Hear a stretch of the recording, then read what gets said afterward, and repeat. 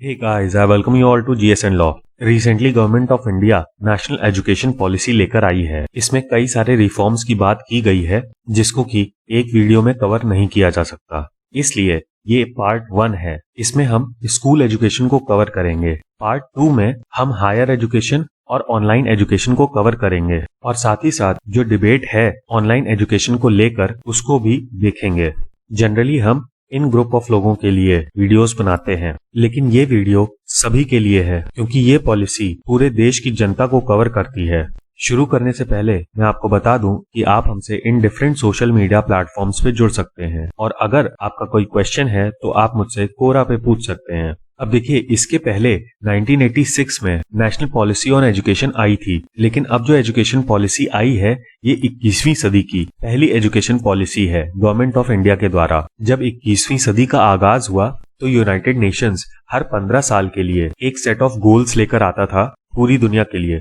सन 2000 में United Nations MDG यानी कि मिलेनियल डेवलपमेंट गोल्स लेकर आया था, जिसका second point universal primary education के बारे में बात करता था और ये गोल्स 2015 तक अचीव करने थे। अब देखिए, हमारे भारतीय कल्चर में 3 तरीके के ऋण होते हैं। अब ये 3 ऋण हैं पितृ ऋण यानी कि आपकी जो लायबिलिटी अपने परिवार के प्रति है। दूसरा है ऋषि ऋण यानी कि आपकी लायबिलिटीज जो अपने टीचर्स के प्रति है। और लास्टली जो कि सस्टेनेबल डेवलपमेंट से रिलेटेड है वो है देव ऋण यानी कि नेचर के प्रति आपकी जो लायबिलिटीज हैं। फॉर एग्जाम्पल, नेचर को कंजर्व करना, जानवरों के साथ अच्छा व्यवहार करना एटसेट्रा। तो हमारे कल्चर में सस्टेनेबल डेवलपमेंट ऑलरेडी अपनाया जाता था और नेचर ने जो आपको दिया है उसके लिए आप नेचर के प्रति लायबल हैं और आपको अपने कार्य इस प्रकार से करने हैं कि आगे आने वाली जनरेशन के लिए भी मदर नेचर अवेलेबल हो। इस चीज को बताने का मेरा मकसद सिर्फ एक था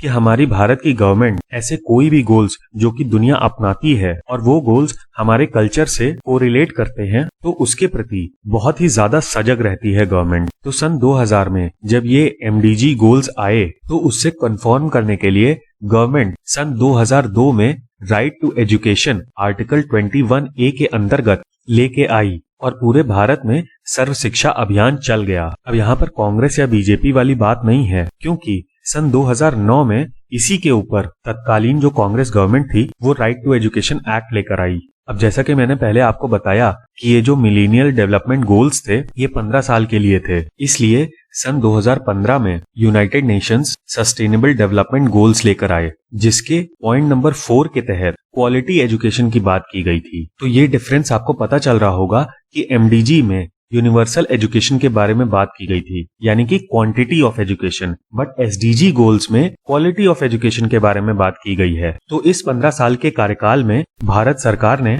स्कूलिंग इंफ्रास्ट्रक्चर पे काफी ज्यादा काम किया, बट उससे स्कूल्स की क्वांटिटी और हायर एजुकेशन इंस्टीट्यूशंस की क्वांटिटी तो बढ़ गई लेकिन क्वालिटी गिर गई। और इसी की वजह से हमको बहुत सारी चीजें देखने को मिली, चाहे वो शिक्षा मित्रों वाला मुद्दा हो या फिर फेक डिग्रीज का मुद्दा हो या फिर अरिंदम चौधरी के द्वारा जो एस्टैब्लिश किया गया था IIPM उसका मुद्दा हो। ये सारी चीजें एक कंट्रीब्यूटिंग फैक्टर थी क्वालिटी ऑफ एजुकेशन के गिरने का।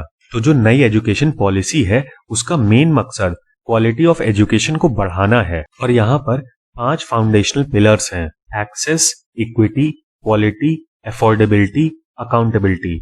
एक्सेस का मतलब आप जान ही रहे हैं कि सभी को क्वालिटी एजुकेशन अवेलेबल हो। इक्विटी मतलब जिसको जैसी जरूरत है उसको उसी के हिसाब से पढ़ाना, यानी कि अगर कोई बच्चा कमजोर है तो उसके ऊपर उसके हिसाब से एफर्ट्स लगाना। क्वालिटी के बारे में मैंने आपको बता ही दिया। अफोर्डेबिलिटी का अर्थ है कि मिनिमम कॉस्ट में क्वालिटी एजुकेशन सब तक पहुंच जाए। और जब ऑनलाइन एजुकेशन की हम बात करेंगे तो इस पॉइंट को इंक्लूड करेंगे। अब देखिए, ये बात किसी से छुपी नहीं है कि जो गवर्नमेंट के प्राइमरी स्कूल्स हैं उनमें काफी ज्यादा करप्शन हुआ, जो कि मिड डे मील से तो रिलेटेड था ही, लेकिन उसके अलावा टीचर्स का एब्सेंट होना भी एक बड़ा मुद्दा था। अब 2015 में सस्टेनेबल डेवलपमेंट गोल्स आए तो उसी समय से ministry of human resource and development ने एजुकेशन पॉलिसी पे काम करना शुरू कर दिया। और इसका क्रिटिसिज्म ये जरूर हो सकता है कि जब 2015 से ये सब चीजें चालू हो गई थी तो 2020 तक 5 साल लग गए इनको एजुकेशन पॉलिसी लाने में। और ये एक वैलिड क्रिटिसिज्म है, क्योंकि मिलेनियल डेवलपमेंट गोल्स के समय पर हमने मात्र 2 साल में ये डिसाइड कर लिया कि हमें एक कॉन्स्टिट्यूशनल अमेंडमेंट करना है और राइट टू एजुकेशन को फंडामेंटल राइट बनाना है। खैर, PSR सुब्रमण्यम, जो कि फॉर्मर कैबिनेट सेक्रेटरी थे, उनकी अध्यक्षता में एक कमेटी बनाई गई जिसका नाम था committee for evolution of the new education policy. मई 2016 में इन्होंने अपनी रिपोर्ट सबमिट कर दी गवर्नमेंट को। इसके बाद 2017 में एक और कमेटी बनाई गई under the chairmanship of doctor के कस्तूरीरंगन। इस कमेटी का नाम था committee for the draft national education policy और इस कमेटी ने 31 मई 2019 को अपनी रिपोर्ट सबमिट कर दी। अब इस कमेटी की रिकमेंडेशंस के तहत MHRD ने ड्राफ्ट नेशनल एजुकेशन पॉलिसी 2019 बनाई और उसको अपनी वेबसाइट पे अपलोड कर दिया ताकि जो पब्लिक है वो उसको देख सके और अपने सजेशंस दे सके। अब हम एक एक करके जो पॉलिसी के हाइलाइटेड पॉइंट्स हैं उनको देखते चलते हैं। सबसे पहले है universal access at all levels of school education. अभी तक जब भी हम राइट टू एजुकेशन की बात करते थे तो उसमें हम प्राइमरी एजुकेशन की बात करते थे और 6 से 14 वर्ष के बच्चों को इसमें कवर किया जाता था। लेकिन ये जो एजुकेशन पॉलिसी है इसमें प्री स्कूल से लेकर सेकेंडरी स्कूल तक की हर एक लेवल को कवर किया गया है। अब देखिए, प्रेजेंटली जो हमारा एजुकेशन सिस्टम है, खास करके जो सरकारी प्राइमरी स्कूल हैं, उसमें ड्रॉप आउट रेट काफी ज्यादा होता है। तो सबसे पहले उन लोगों को कवर किया गया है जिन्होंने बीच में ही अपनी पढ़ाई छोड़ दी, उनको मेन स्ट्रीम में लाने की बात की गई है। इसके लिए मल्टीपल पाथवेज की बात की गई है। इसमें ओपन लर्निंग का कॉन्सेप्ट भी होगा क्लासेस 3, 5 एंड 8 के लिए, जिसको NIOS बोर्ड और स्टेट ओपन स्कूल्स के थ्रू इम्प्लीमेंट किया जाएगा। और कोशिश की जाएगी कि ये जो ड्रॉप आउट स्टूडेंट्स हैं इनको ऐसे प्रोग्राम्स में एनरोल किया जाए जो कि 10th और 12th के इक्विवेलेंट हों। साथ ही साथ वोकेशनल कोर्सेज के लिए भी पुश किया जाएगा। अब देखिए, नेशनल एजुकेशन पॉलिसी के बारे में जब आपने पढ़ा होगा या फिर न्यूज में सुना होगा तो आपके मन में एक सवाल जरूर आया होगा कि हम लोग जब तक थे तब तक ये चीज नहीं आई। और इसी चीज को ध्यान में रखते हुए इसमें एडल्ट लिटरेसी पे भी ध्यान देने की बात की गई है। साथ ही साथ लाइफ इनरिचमेंट प्रोग्राम्स, यानी कि जो डे टू डे स्किल्स हैं उनमें भी लोगों को ट्रेन किया जाएगा। अब यहाँ पर सरकार का टारगेट ये है कि 2 करोड़ बच्चों को जो कि स्कूल से बाहर हो चुके हैं उनको वापस से मेन स्ट्रीम में लाया जाए इस एजुकेशन पॉलिसी के थ्रू। फिर आती है अर्ली चाइल्डहुड एजुकेशन। अब प्राइवेट स्कूलिंग और सरकारी स्कूलिंग में ये सबसे बड़ा डिफरेंस था कि प्राइवेट स्कूल में प्री स्कूल एजुकेशन दी जाती थी, जिसको कि हम प्ले स्कूल या फिर मॉन्टेसरी भी कहते थे। लेकिन अब सरकारी स्कूलों में भी ये व्यवस्था होगी। दूसरी तरफ हम लोग अभी तक 10+2 वाला स्ट्रक्चर फॉलो करते थे, इसको रिप्लेस किया जाएगा 5+3+3+4 से। अब इसको अगर आप क्लास वाइज समझें कि 5 साल में आपका आ गया play school, nursery, kindergarten, class 1 and class 2, ये 5 फर्स्ट 5 में आ गई। फिर +3 में है 3rd, 4th एंड 5th। अब अगर आप ICSE बोर्ड से पढ़े हुए हैं तो आपको याद होगा कि क्लास 3rd में आपके करिकुलम में हिस्ट्री और ज्योग्राफी सब्जेक्ट ऐड हो गया था। तो वो जो स्टेज है 3rd, 4th एंड 5th की, वो 2nd में आ गई। उसके बाद आपका जो मिडिल स्कूल है यानी कि 6th, 7th एंड 8th, वो आ गया +3 में। अब +4 में जो गोल्डन पीरियड है आपके करियर का, यानी कि 9th, 10th, 11th and 12th, उसको एक साथ लास्ट लेवल में रखा जाएगा। अब इस पूरे स्ट्रक्चर के लिए एज वाइज डिफरेंशिएशन भी दिया गया है। कुल मिला के 3 साल से लेकर 18 साल तक के बच्चों को इस एजुकेशन पॉलिसी में कवर किया जाएगा। अब यहाँ पर अर्ली चाइल्डहुड केयर के लिए जो करिकुलर है उसको बनाने की जिम्मेदारी NCERT को दी गई है, जो कि 8 साल तक के बच्चों को कवर करेगी। अब ये early childhood care and education को डिलीवर करने के लिए आंगनवाड़ी और प्री स्कूल्स को स्ट्रेंथन किया जाएगा और इनके नंबर्स और भी ज्यादा बढ़ाए जाएंगे। साथ ही साथ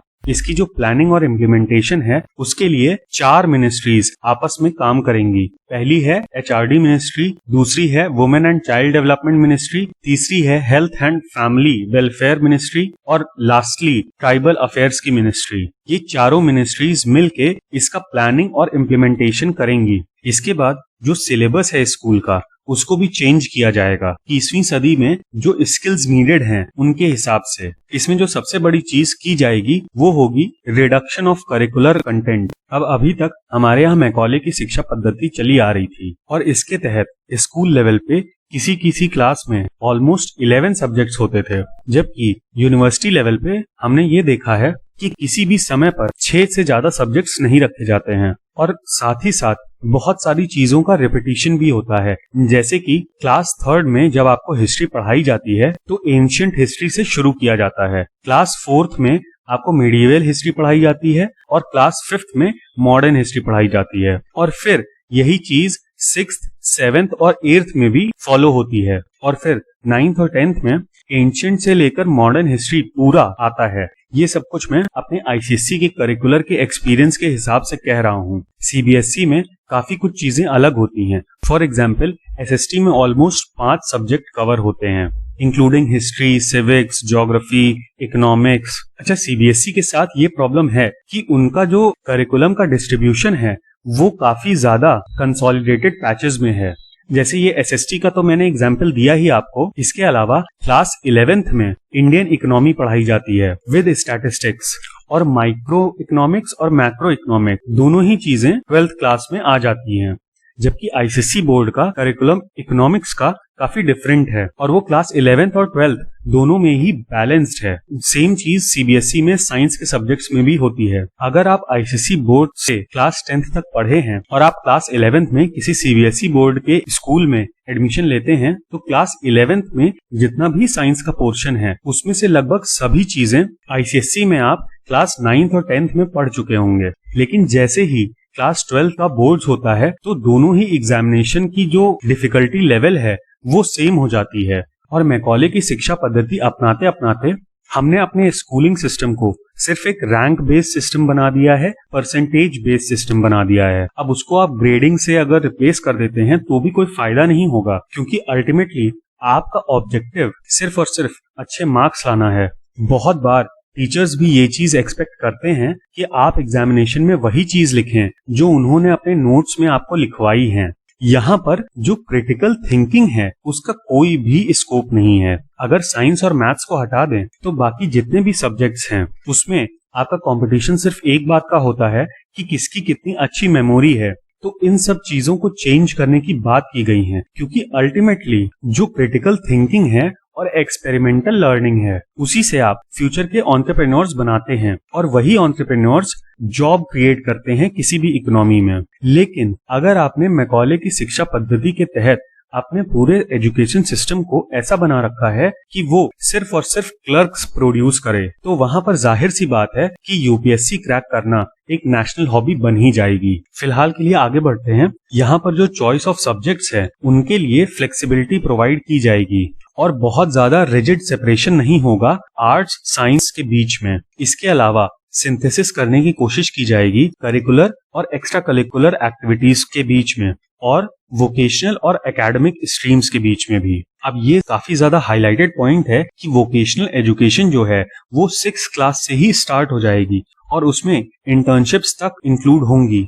इसके अलावा एनसीईआरटी को जिम्मेदारी इस बात की भी दी गई है कि वो national curricular framework for school education इसको भी तैयार करे। अब आते हैं हम नेशनल एजुकेशन पॉलिसी के सबसे कंट्रोवर्शियल मुद्दे पे, लैंग्वेज। आपको याद होगा कि कुछ समय पहले 3 लैंग्वेज फॉर्मूला काफी ज्यादा चर्चे में था और ये कहा जा रहा था कि सदर्न स्टेट्स की तरफ से इसका विरोध हो रहा है। और ये जो विरोध था ये उनके द्वारा हो रहा था जिनके धृतराष्ट्र पिता ने उनका नाम स्टालिन रख दिया था। खैर, इस 3 लैंग्वेज फॉर्मूले में बात की गई थी कि एक लैंग्वेज तो होगी इंग्लिश, दूसरी हिंदी और तीसरी रीजनल लैंग्वेज। इसमें प्रपोज ये किया गया था कि जो हिंदी भाषी छात्र हैं उनके लिए एक लैंग्वेज होगी इंग्लिश, दूसरी होगी हिंदी और तीसरी जितनी भी रीजनल लैंग्वेजेस हैं 7th शेड्यूल के अंडर में उनमें से कोई एक उनको ऑप्ट करनी होगी। दूसरी तरफ नॉन हिंदी स्टूडेंट्स के लिए ये था कि उनकी एक लैंग्वेज होगी इंग्लिश, दूसरी लैंग्वेज होगी हिंदी और तीसरी उनकी जो खुद की रीजनल लैंग्वेज है वो होगी। तो यहाँ पर बहुत लोगों को ये लगा कि उनके ऊपर हिंदी इम्पोज की जा रही है। अब देखिए, लैंग्वेज का जो डिवीजन है वो हमारे देश में नया नहीं है, बल्कि जितने भी राज्य बने हैं हमारे, वो लिंग्विस्टिक बेसिस पर ही बने हैं। तो फाइनली बहुत सारी कंट्रोवर्सी के बाद इस 3 लैंग्वेज फॉर्मूले को हटा दिया गया और ये कहा गया कि मदर टंग के ऊपर एम्फेसिस होगा और वही एक मीडियम ऑफ इंस्ट्रक्शन होगा अंटिल दी ग्रेड 5, यानी कि जो बच्चे की मदर टंग है